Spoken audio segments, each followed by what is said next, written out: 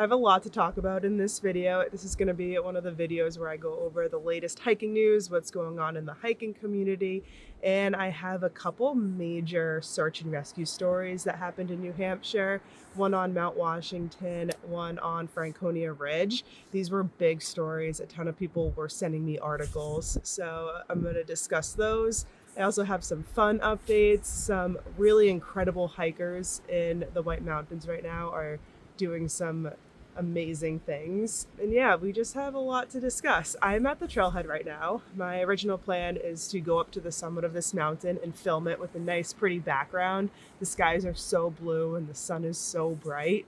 But at the same time, I have a feeling the wind is going to be really strong and that might not be good for audio, but we're just going to go up and see what the conditions are like. I'm going to throw up on the screen right now what the mountain forecast says. If the wind cooperates, we'll film it up there. If not, I'm just going to go for a hike and then we'll find a plan B after. So let's get out on the trail. It has snowed a lot the last couple days, but it looks like the trail is packed down. I have my snowshoes in the trunk, so I don't think I'll need them, but we'll see. One final sip of the iced coffee.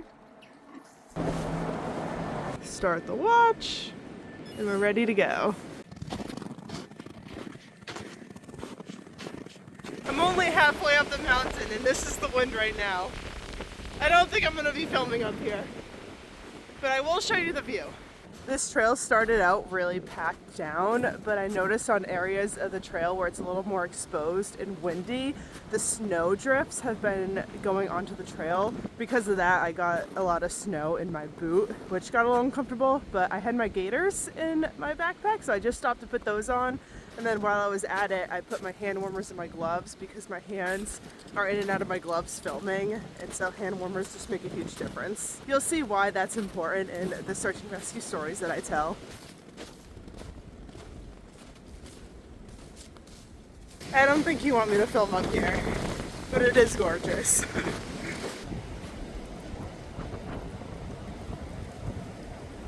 Alright, the wind is just getting worse and worse, and my phone keeps falling in the snow and off the tripod, so I tried for a second, but we gotta get off this mountain.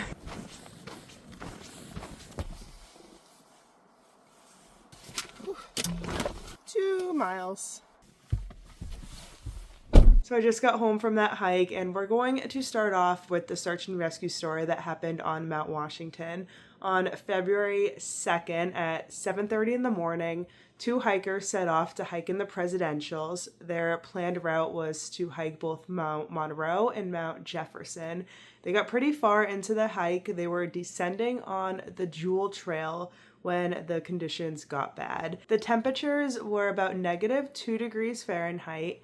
There were wind gusts between 50 and 60 miles an hour, and these 2 hikers were having trouble finding the trail because of all of the snow. They were falling into spruce traps and dealing with chest-deep snow in some spots. The hikers also reported that sometimes their snowshoes were getting stuck on these spruce trees, and they were having a really difficult time trying to get away from that, trying to free themselves.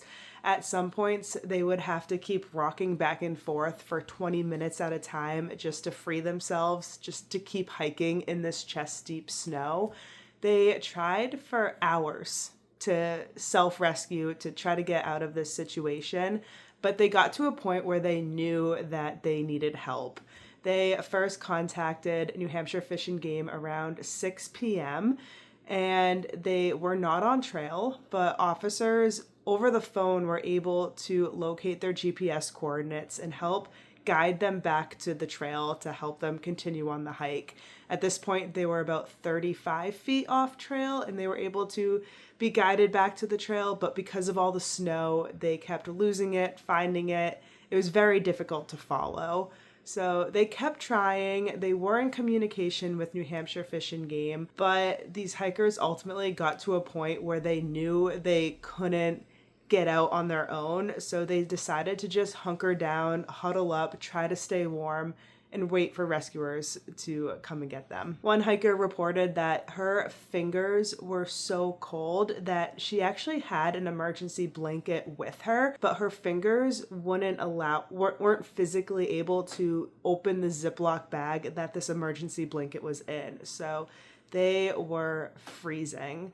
The rescue mission officially kicked off at 8:30 that night. The Mount Washington State Park actually assisted with this mission, and they got their snowcat ready so they could use the snowcat to bring this rescue team up to the summit of Mount Washington so they can start their mission up there. This rescue team consisted of 9 highly skilled rescuers. They got to the summit of Mount Washington around midnight and set off in the dark in these whiteout conditions to find these hikers. At 1:20 in the morning, the rescue team got to the last known coordinates of the hikers, but did not find them there. They continued searching, and then at 1:50, they did meet up with these hikers and found them. They were alive, which is great, but obviously very cold. This rescue team immediately set up an emergency shelter and spent the next hour trying to warm these hikers. And after only 1 hour, these hikers were warm enough to be assisted and to hike down off of this mountain. Everyone got to the trailhead at 4:15 in the morning, where these hikers were evaluated, and then one hiker did end up needing to take the ambulance to the hospital, but I believe everyone ended up being okay. These hikers did mention how thankful they were for the rescue team, how amazing they were, how organized this whole mission was, how skilled they were, despite all of the conditions. It is noted that these hikers were prepared and they had done some winter hiking in the past, and they did have gear, which Fish and Game stated ultimately saved their life. Before I get into the second search and rescue story that happened up on Franconia Ridge, I just want to give a huge thank you to Element for sponsoring this video. Element is an electrolyte drink mix, and on my hike this morning, I had the chocolate salt flavor.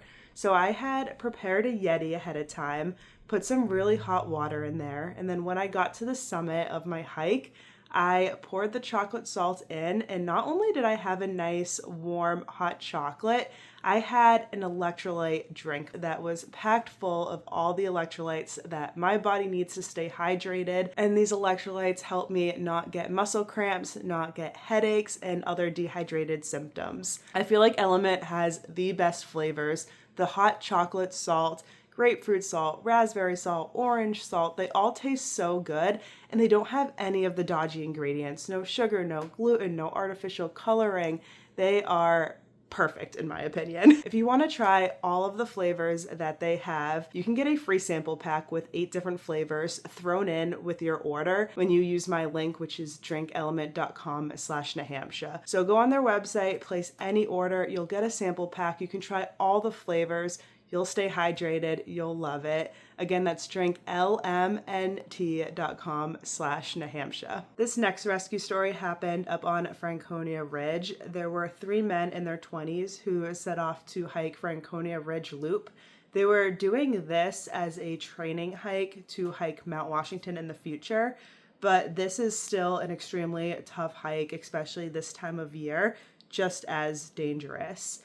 So these 3 hikers set off at 9 o'clock in the morning.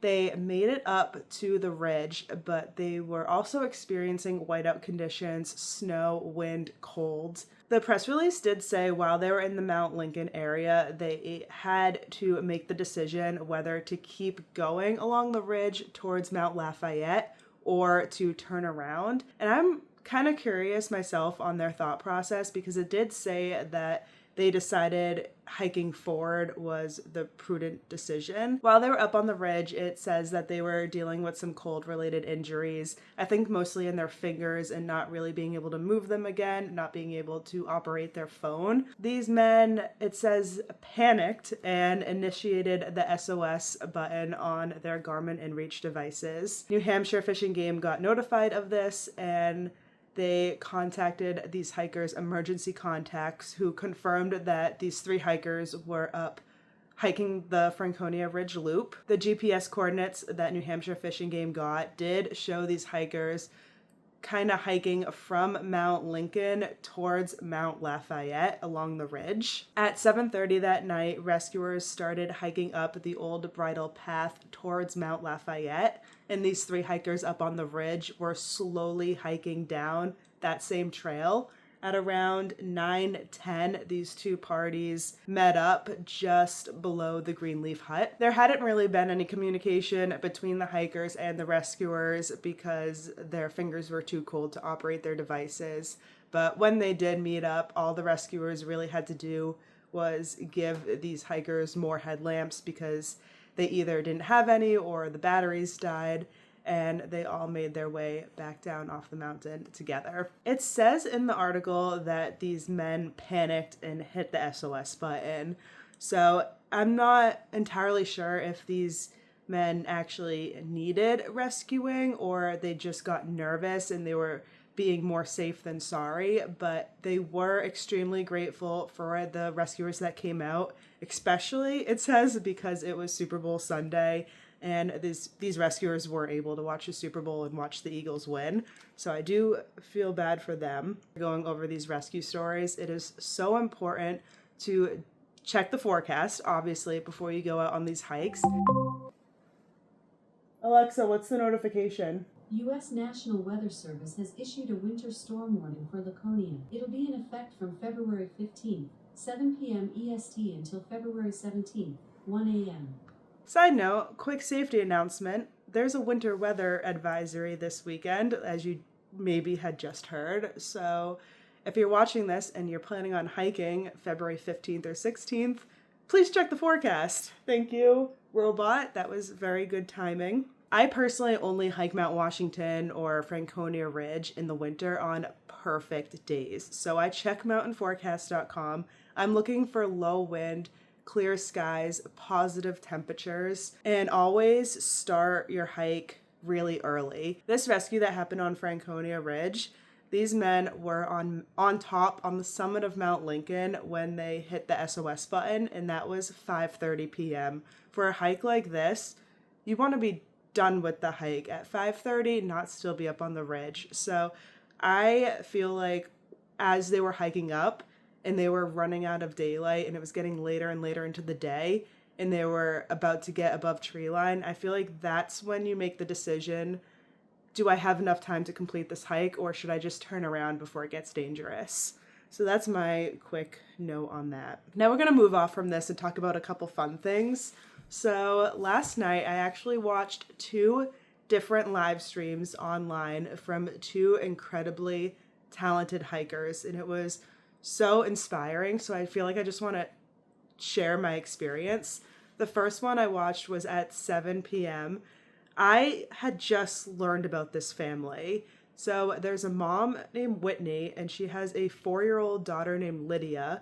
And the 4-year-old daughter last June became the youngest known person to complete the New Hampshire 48 4,000 footers. So the Green Mountain Club put on this presentation with Whitney and Lydia, and for 1 hour they kind of taught how to hike with babies and kids. And obviously that's very valuable to me because I'm just beginning to get into that stage where I'm want to hike bigger mountains with my baby. She's about 7 months old, almost 8 months old at this point. And when the weather gets nicer in this summer, I definitely want to take her up on 4,000 footers in the backpack, in the carrier.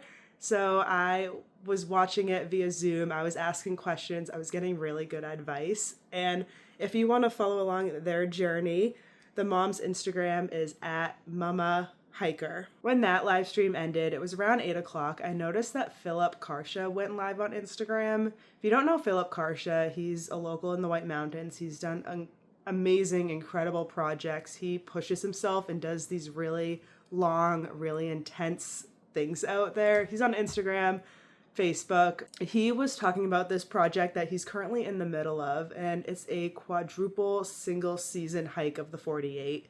So for this one winter season, he is hiking all of the 48 4,000 footers 4 times, which is mind-blowing. It took me 3 years to hike them once.